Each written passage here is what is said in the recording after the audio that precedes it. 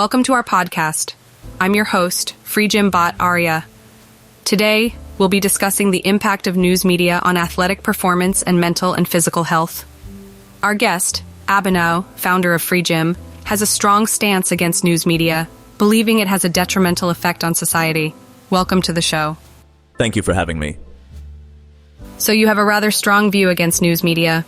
Could you explain how you came to this conclusion and why you think it's bad for athletic performance and overall health?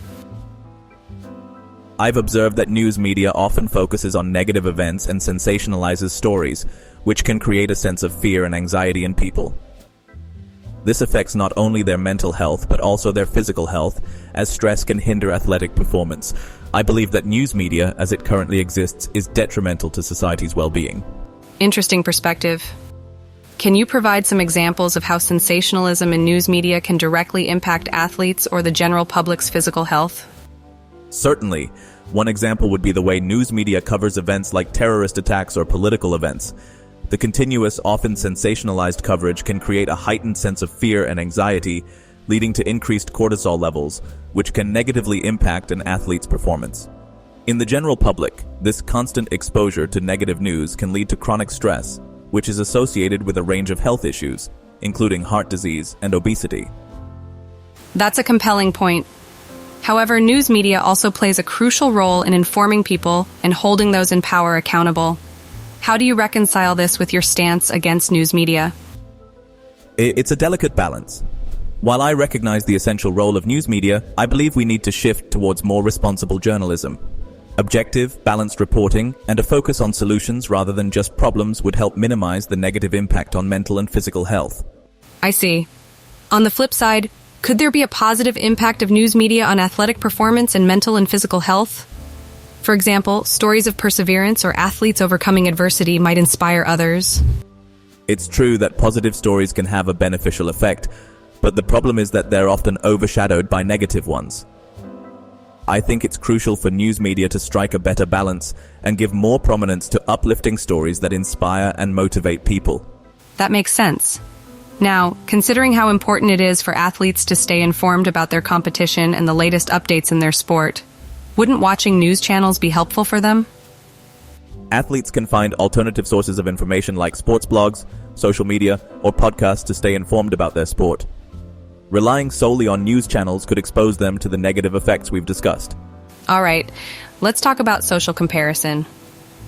Social media, for example, has been criticized for promoting social comparison, which can lead to feelings of inadequacy and negative self-evaluation. How does this compare to the news media's impact on mental health? Both news media and social media can contribute to negative mental health outcomes, but for different reasons. While social media fosters social comparison, news media often amplifies negativity and sensationalism. Both can create a distorted reality and should be consumed mindfully. That's an insightful comparison. Now let's discuss the role of the consumer in this situation. How can individuals take responsibility for their news consumption to minimize the negative effects on their mental and physical health? It's essential for consumers to be selective and critical about the news they consume. They should prioritize reliable sources, limit their exposure to negative news, and balance their media consumption with positive and inspiring content. So, in your opinion, what would an ideal news consumption scenario look like? One that minimizes the negative impact on mental and physical health while still fulfilling the need for information and accountability. An ideal scenario would involve news outlets focusing on responsible journalism, providing objective, balanced reporting, and prioritizing solution-oriented stories. Consumers would play a role in actively seeking out reliable sources, setting limits on their exposure to negative news, and maintaining a diverse media diet that includes inspiring and uplifting content. I like that vision, but how can we as a society incentivize news organizations to prioritize responsible journalism, given that sensationalism seems to drive ratings and profit? It starts with consumer demand. If we, as consumers, actively support and promote responsible news outlets, it will send a clear message that sensationalism isn't the only way to succeed. Additionally, regulatory frameworks and media watchdogs could play a role in holding news organizations accountable for ethical journalism. Those are some great suggestions. Now I'd like to explore how the effects of news media might differ across different cultures and societies. Can you share your thoughts on that?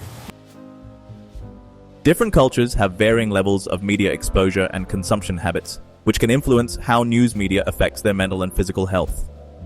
In societies with limited access to information, responsible journalism becomes even more critical to avoid exacerbating existing anxieties and stresses. On the other hand, in highly connected societies, it's crucial for individuals to be mindful of their media consumption and find a healthy balance. That's a fascinating perspective. Given your strong stance against news media, what do you think would happen if we completely eliminated news media from our lives? What would be the positive and negative consequences of such a scenario? Eliminating news media altogether would have both positive and negative consequences. On the positive side, it could reduce the negative effects of sensationalism on mental and physical health, and people might become more engaged in their local communities. On the negative side, it could lead to a lack of information and accountability, potentially allowing corruption and other issues to go unchecked. The key is to find a balance and promote responsible journalism while being mindful of our consumption habits. I'd like to dive deeper into the physiological and psychological effects of consuming news media.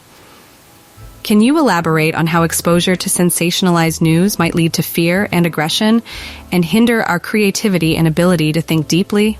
Certainly. When we consume sensationalized news, it often focuses on fear-inducing or anxiety-provoking events. This can cause our bodies to release stress hormones, such as cortisol, which deregulate our immune systems and inhibit the release of growth hormones. This chronic stress not only affects our physical health, but also our mental well-being, leading to fear, aggression, and a diminished capacity for creative and deep thinking. That's quite concerning. You also mentioned that news consumption can influence our perception of risk and even the content of our dreams. Can you explain this further? Yes, our exposure to news shapes the way we perceive the world around us. When we're constantly bombarded with stories of crime, disasters, and other negative events, it can create an exaggerated perception of risk. This can lead to increased anxiety and even affect our dreams, as our subconscious processes these fears during our sleep. And how does this heightened perception of risk affect our overall well-being and decision-making?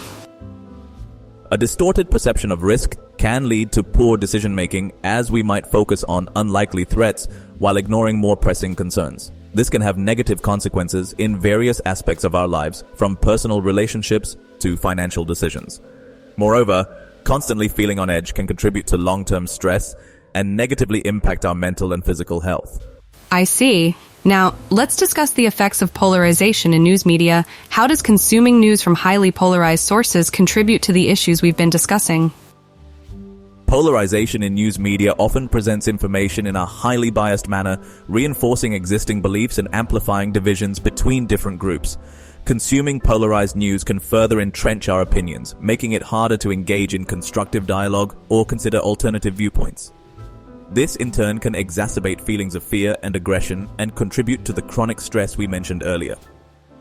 So in a way, polarization not only affects our individual well-being, but also our ability to have meaningful conversations and find common ground with others. Exactly. Polarization can hinder our ability to empathize and collaborate with others who hold different perspectives. This can lead to increased social tensions and a fragmented society, which ultimately affects our collective well-being. That's a powerful observation. It seems that fostering responsible journalism and being mindful of our media consumption habits are more critical than ever, given the wide-ranging effects on our mental, physical, and social well-being. Absolutely. As individuals and as a society, we must recognize the impact of news media on our lives and work towards creating a healthier relationship with the information we consume. This will help us not only improve our own well-being, but also contribute to a more cohesive and harmonious society. Before we wrap up, let's circle back to the central topic of our discussion, the impact of news media on athletic performance and overall mental and physical health. How do you think athletes, in particular, can navigate this complex landscape and maintain their optimal performance levels while staying informed?